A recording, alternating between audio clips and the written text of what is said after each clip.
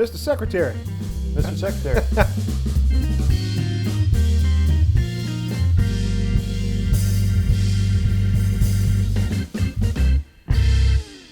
I want to congratulate you. 66,000 projects all across the country, a bipartisan infrastructure law, and just an unbelievable commitment to ensuring that people, no matter what zip code they live in, have access to equitable transportation. It's quite a record. We're really proud of the work that's going on, and of course I'm very conscious that that's building on all the work that was done before. Learned a lot from your tenure as secretary, and thankful and proud of what we've been able to do under President Biden's leadership with the funding that we have and the projects that are happening out there. But also mindful that it's not just building things; it's building good things well, and a lot of that has meant reaching places that hadn't been reached by previous rounds of investment. Or some of the places that got reached in the worst way, and making sure that the communities that felt that infrastructure was done to them, that this time it's done with them. And it's been one of the most rewarding parts of this work.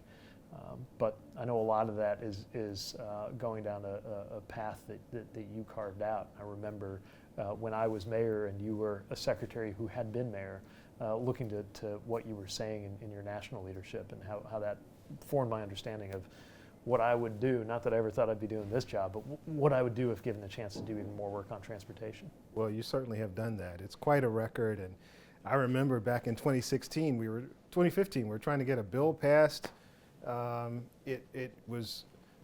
Your bill dwarfs in comparison to the one that we got passed in 2015, and just the scale of what you've been able to do is quite impressive. It's incredible to be able to go to pretty much any community or certainly any state and be able to say, all right, here's a few things. I mean, I'm thinking about it as we sit here in Massachusetts. I can rattle off the airport, the port, a road project not far from where we're sitting, and whether we're in rural Michigan or the Southwest or Alaska, I could say the same. It's been really, really inspiring. One of the things I think that's so important about transportation is just how it cuts across everything and everyone. There's no, as we say, Democratic or Republican road or infrastructure. And I think even the equity pieces reach across many different communities, and Yes. You've done a great job of doing that. Yeah, I remember speaking early on in this effort to a senator from a rural state, and she said, equity doesn't really mean anything to us. I said, wait a minute.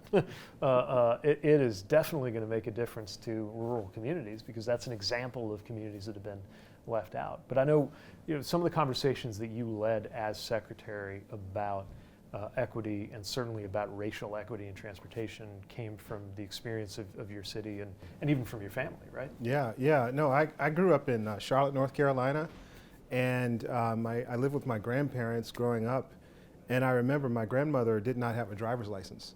So the number 6 bus would come right by the house. She would take that on Saturdays to go shopping. It was her way of gaining access, and I used that same bus when I was a teenager to go to my first job.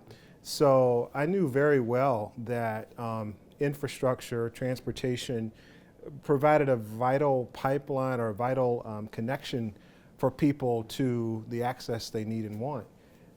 It was only later, frankly, that I realized when I looked out of my window, front ways and then sideways, that those freeways that had been built in the 1960s were in a way cutting off my community, and in a way providing physical constraint on even my line of sight. And those structural barriers can provide or pose a barrier to people's horizons, to what they see, to what they believe is possible for them.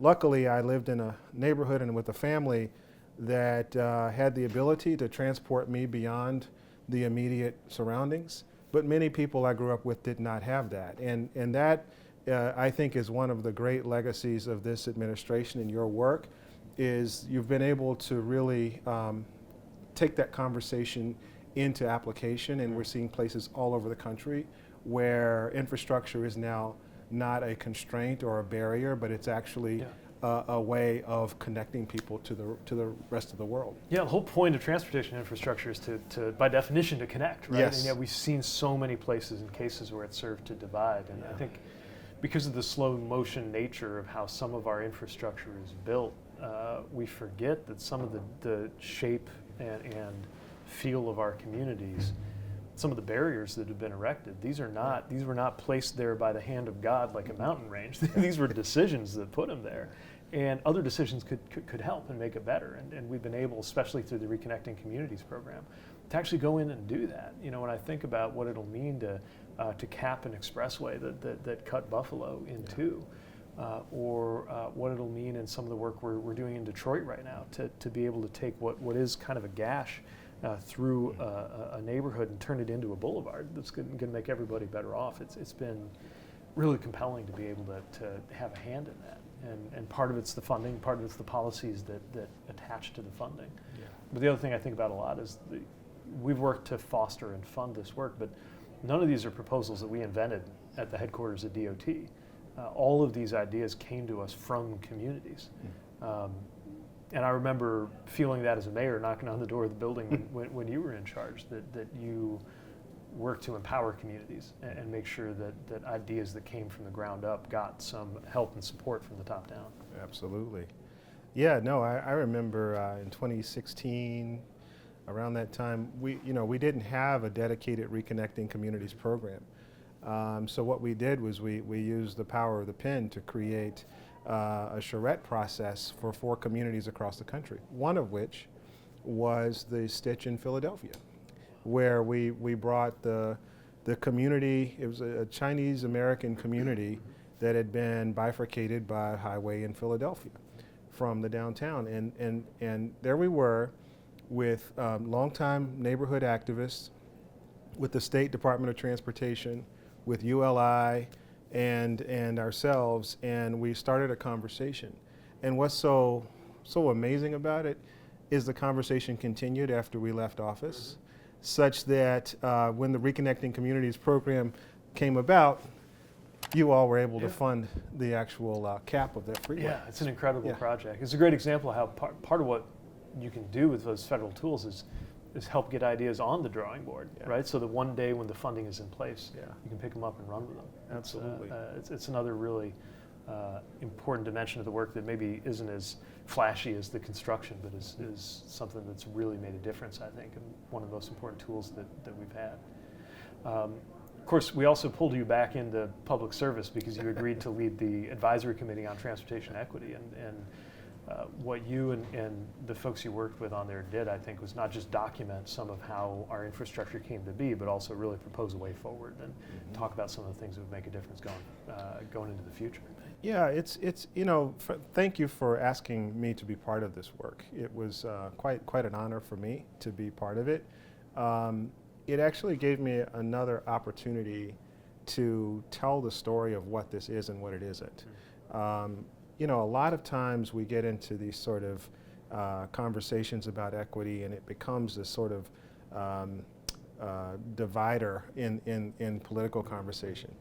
When in reality, what we're really talking about is, we're talking about a country that has enormous capacity to educate, enormous capacity to job create, enormous capacity to do more or less anything we as a country decide we want to do. But we have these artificial constraints that have been built up over time, like scar tissue, that make it difficult for us as a country to realize our potential.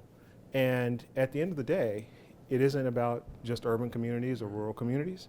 It's not just about a particular race or a particular demographic. It's really about the story of America continuing and progressing into a future in which everybody can have those opportunities. And I think people underestimate the extent to which our physical infrastructure impacts our interpersonal dealings, our ability to connect with each other, our ability to have those spontaneous interactions with each other as a country.